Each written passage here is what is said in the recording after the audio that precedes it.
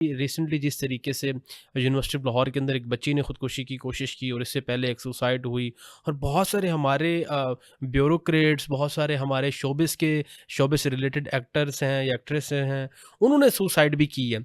क्या इसकी सबसे बड़ी वजह क्या है? हम डिप्रेशन की बात करते हैं, एंग्जायटी की बात करते हैं, वर्कलोड ज़्यादा हो जाता है, फैमिली से कोई फोर्स चीज़ें होती हैं जो कराई जाती हैं।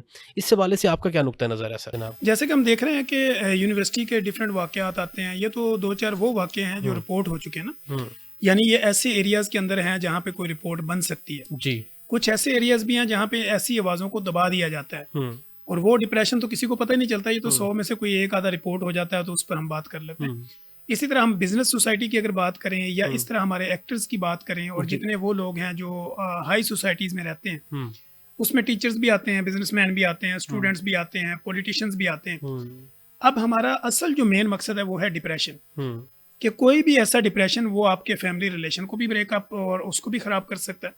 और कोई ऐसा डिप्रेशन जो आपको किसी हुँ, कारोबारी वजूहात की वजह से हो हुँ, या अपनी कामयाबी और नाकामी की वजह से हो हुँ, या आपके एग्ज़ाम की वजह से हो हुँ, या वो बच्चियाँ और बच्चे जो स्टूडेंट लाइफ गुज़ारते हैं और यूनिवर्सिटी गोइंग हैं, हुँ, हॉस्टलाइज़ हैं, हुँ, वो वहाँ पे रहते हैं।